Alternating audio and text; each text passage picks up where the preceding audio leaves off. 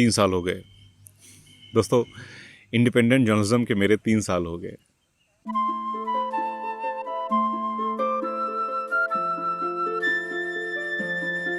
बारह मार्च 2019 को न्यूज़ 18 की जॉब छोड़कर अगले ही दिन 13 मार्च को बाइक लेकर ग्राउंड रिपोर्टिंग करने निकल गया था। कैमरा, माइक सब दोस्तों से उधार लिया था।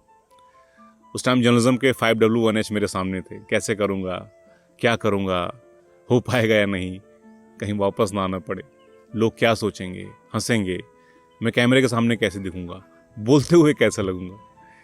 ऐसे खूब सारे सेल्फ डाउट थे।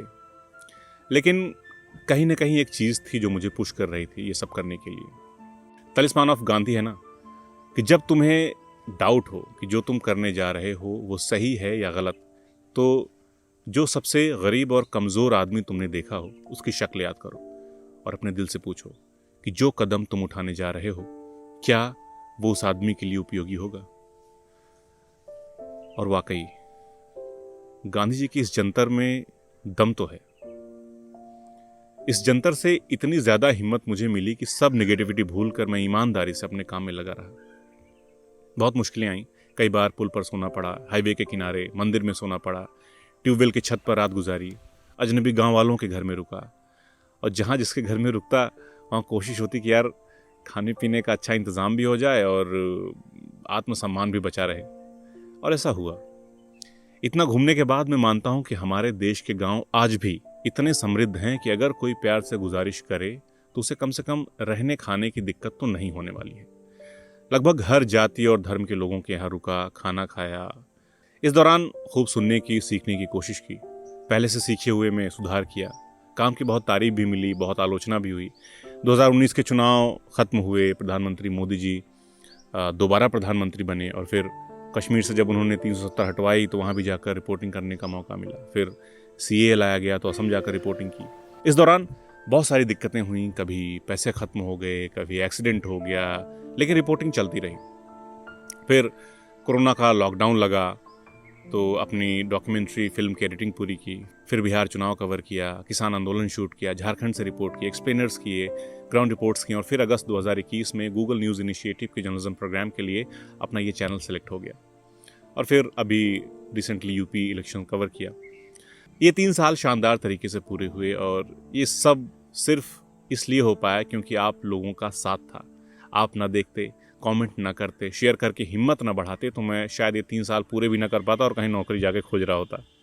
कई बार लोग मुझसे पूछते हैं कि आप अपने चैनल पर नेगेटिव खबरें ही क्यों दिखाते हैं, अच्छी बातें भी तो दिखाओ, सरकार की आलोचना क्यों करते हो, वगैरह वगैरह।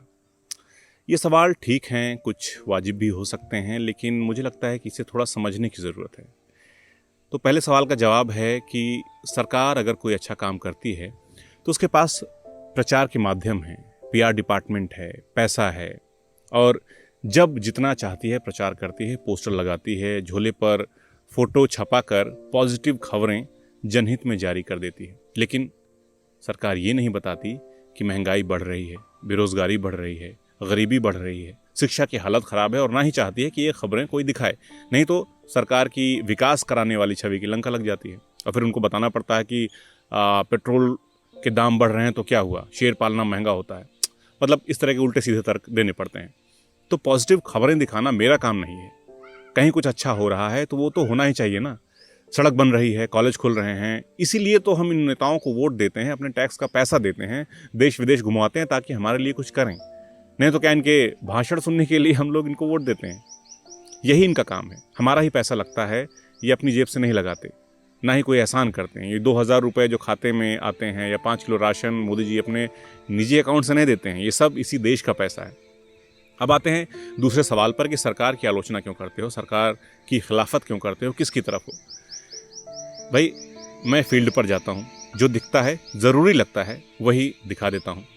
किसकी तरफ हूँ तो इसका सीधा सा जवाब है कि जनता की तरफ हूँ, खासकर उस जनता की तरफ जिसकी कोई नहीं सुनता।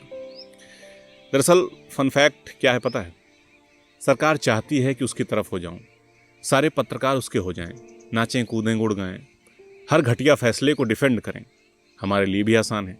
कौन दुश्मनी ले सरकार से, एडमिनिस्ट्रेशन से, अधिकारियों से, UAPA लगवाए, जेल में डंडे खाए। लेकिन फिर एक दिन ऐसा आएगा कि यही सरकार मीडिया के साथ मिलकर इसी गाय के गोबर को केक बताकर आपको खिलाएगी और कंप्लेन करोगे तो देशद्रोही कहलाओगे, जेल में कूटे जाओगे।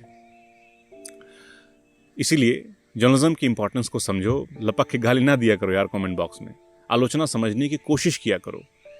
मैं उन मीडिया हाउसेज में काम कर चुका हूँ जिनके आप फैन हैं, और जब मीडिया का एक बड़ा हिस्सा सरकार का प्रचार कर रहा हो, जनता से झूठ बोल रहा हो, तो एक पत्रकार का कर्तव्य होता है कि वो जनता तक सही बात पहुंचाए, सच दिखाए चाहे जैसे। इसीलिए मैंने नौकरी छोड़ी, ताकि वो कहानियां आप तक ला सकूं जो आमतौर पर डिबेट्स का हिस्सा नहीं बन पाती हैं। इस चैनल के जरिए रोटी, कपड़ा, मकान, रोजगार, शिक्षा, स्वास्थ्य, पर्यावरण और संवैधानिक अधिकार जैसे ज़रूरी मुद्दों पर बात की है, और आगे भी ऐसी ढेर सारी वो कहानियां आप तक ले आऊँगा जिन्हें जानना आपके लिए ज़रूरी है।